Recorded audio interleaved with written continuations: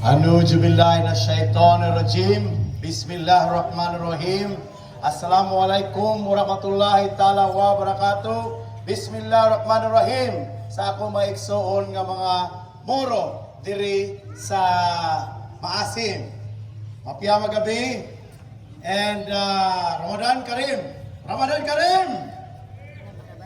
So maayong I would say maayong hapon gyapon sa inyong tanan, kaya wa pa may alas 6.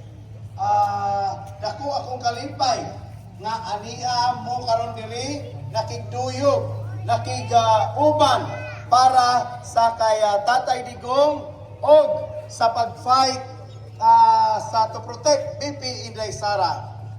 But before ko nga muhangyo sa inyo kung okay lang magtapok tatanan, the reason why gusto nako nga magtapok tatanan kay naatay video niya nga ipadala nako dito sa Netherlands. I don't want to mention the name kung kinsa akong padalaan, but I believe kita diri sa Maasim makahatag og kusog kay Tatay Digong dito sa Netherlands and even kay BP Inday Sara. So ipakita na to diri sa Maasim. Maskin gamay lang ta, but giingon sa Ginoo, one or two gathered together in the name of God, naa ang Dios ang presensya nato kanang mga panahon. Palakpakan na tong Ginoo.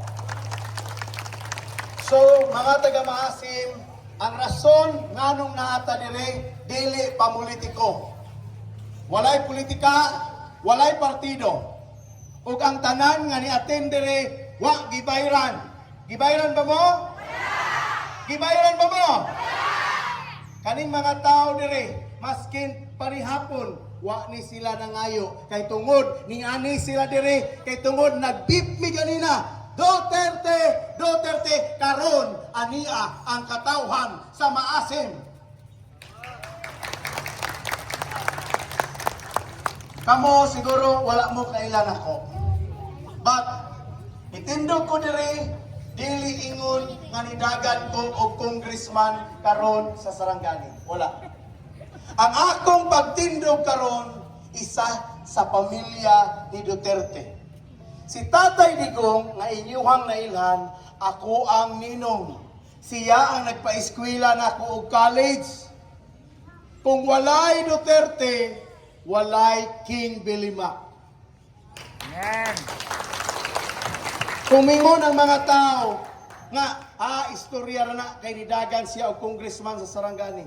Adto mo sa Google karon or unyang gabi i-check ninyo King Bilimak success story with Mayor Rodrigo Roa Duterte. Mugawas ang akong name. Mugawas na sa Uhiboy ko, mugawas na sa Sunstar, mugawas na sa Daily Tribune, mugawas na sa Daily Inquirer. Nga wala pa na presidente ang akong ninong, nisulti na ko kung unsa ko ka-successful sa Dubai, United Arab Emirates. So, ang atong pag-anhi diri, again, walay politika. Kakita ka sa mga sanina sa akong mga kauban, nakabutang, we want peace, no to impeachment. Amen. Ito mo, nagampo ta. We protect BP Inday Sara. Nakita nyo na sticker nga gipadala, protect the Constitution. Ato ang ampingan ng ato ang Constitution, kay mao nay rason nganong nagtapok-tapok ta diri kay gihigugma nato ang atong Constitution. Kay ngano, katong pagkidnap nila sa kuwang ninong, na-violate ang atong Constitution, atong panahona. Ngano, kabalo ko, ang tanang mga taga-Maasim, dili mo bungol, dili mo buta, nga nakakita kung unsay nahitabo. Gikuha nila si Tatay Digong sa sulod sa eroplano, gikan sa Hong Kong, gitigaan og warrant of arrest nga gikan ra sa cellphone. Humaniya, gilabnot siya, gidala siya dito sa Villamor Air Base nga dapat dalon siya sa husgado. Pero gidala siya sa Villamor Air Base, gibantayan sa ginatos nga mga pulis. Ang nahitabo, gipalayo siya sa iyang pamilya o gikidnap siya dala karon tuwa sa Netherlands.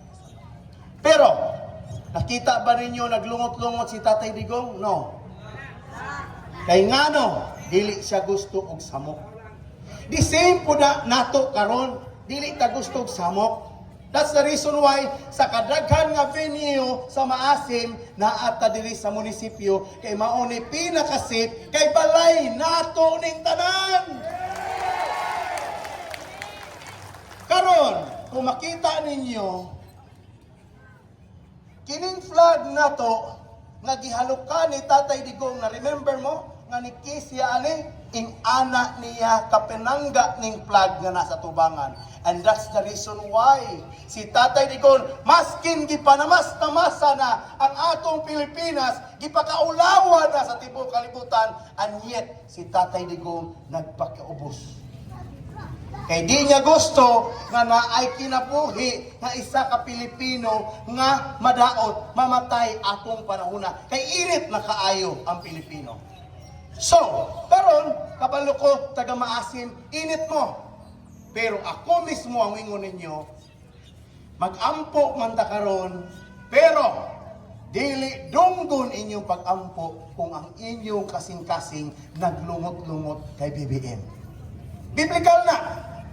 Tama. Ang naay lungot-lungot sa kasing-kasing, even gisulti na siya sa hadith ni Prophet Muhammad sallallahu alaihi wasallam. Ingon niya, kinahanglan kung mangayo yung tagpasaylo. Una, ang ato ang pag-ampo, madawat ni Allah. It's the same po na sa Bible.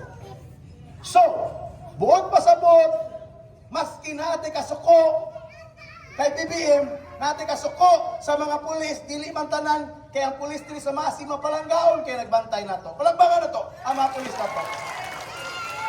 So, maski natin aligot-got, pero dapat, kung sige kung sige Ginoo, kapaluta magpasaylo, para ang atong pag-ampo para kay Tatay Digong karon madungog niya karong panahon. Nakita ninyo ganina nagkaraban ni gikan dito sa Maitom. Grabe init. Pag-abot na mo sa Kiamba, nag-ulan padung diri sa Maasim. Nag-ulan ganina padingon ko sa Ginoo, Lord, tigae mi Lord be og kanang kaharuhay sa panahon hangtod nga mahuman may grali kay gusto nako ang tao sa Maasim dili sa sulod sa gym kun dili gwapo gid unta kung dirita sa balay nato sa Maasim mao ang municipal hall kita magkuuban mag-unite para kay Tatay Digong. Karong kagabion makita ninyo nga i-inspire ka mo ni akong part na ko diri kung kinsa si Tatay Digong sa akong kinabuhi. During the time, para may balaan ninyo, ako, anak ko ni Chief Albert Bilima. Isa ka pulis, isa sa pinakaunang pulis diri sa Sarangani Province, South Cotabato pa siya sa una. Naapot pa siya og patrolya diri sa inyo hangtod sa Kiamba. Kay ang police station sa Glan, apil maning abot sa Kiamba. So, akong papa mismo diri nagserbisyo sa inyo ang mga lolo o amahan sa unang panahon. So, dili lahi sa ako ang Maasim. O, mutuo ba mo? Tuo na lang mo para madali. Ngano? First time ko nitindog ani nga building karon. Og nang nag-CR ko ganina. Wala mo kabalo, Maasim? Isa ko nga rason nganong naamoy municipal hall. Ako ang naglakaw-lakaw dito sa Senate during sa time ni Mayor Jose Zamoro. Pangutanan ninyo si Mayor Jose Zamoro. Kinsay nagtabang? Ako. Ulaw ko kung mingon ko isa ko sa nagtabang pero ako nagtabang ninyo. Ang email ni Mayor Jose Zamoro naa pa sa akong email karon. Ang inyong original nga proposal sa tanan sa Senate. Pero ako maingon, Maasim, nakabalo ba mo tanan? Wala. Ngano, kaya di ba ko politisyan? Never ba ko nidagan? Kay tungod, Nidagan ko karon kay gusto na ko protektaran ang akong ikaduha nga pamilya nga Duterte. Nakabalo ko, unsay gihimo nga kaayuhan sa akong tatay. Ang pulis ka sweldo, taas kaayo. Nagreklamo pa man gani. Na-remember niyo? Nagreklamo pa man gani sa unang maestra. Nganong giuna ang pulis? Nganong giuna ang army? Nga mas kapoy ang trabaho sa maestra kaysa sa pulis. Pero unsay gihimo ni Tatay Digong? Giuna niya ang pulis kay tungod palangga kaayo niya ang uniforme sa pulis ug tanan nga military. Kay kabal. Kay ano, nakabalo siya nga ang mga pulis ug military gihatag nila ang ilang kinabuhi para lang mas safe tang tanan. Pero sakit kaayo sa kuang panlantaw tung mga niaging adlaw. Nakita nako ang mga pulis nga iyang gihigugma. Maoy intawi, naglugnot-lugnot sa iyahang pamilya. Sakit kaayo. As mura kong adapted ni Tatay Digong. Imao man ay nagpadako sa kuha, nagpa-eskwela na kong college. And yet, pakita nato sakit, tanawon, nga walay mahimo ang atong kapulisan. Kung naala sila'y desisyon nilang mahimo atong panahuna, kaya nila himuon. Pero unsaon taman, ang pulis ato taga Manila man to sila, dili na to makumpara sa pulis na taga Mindanao. Nalipay ko pagdako kay diri sa Maasim, nagkahiusat ang tanan. Nakita nimo kung sa'y nahitabo ganina sa Davao? Halos milyon na tao nagkuyo ganina sa Davao. If-ana nila kalab si Tatay Digong. Kung ako po sa inyo ha, maskin wata kaabot og 100,000 karon.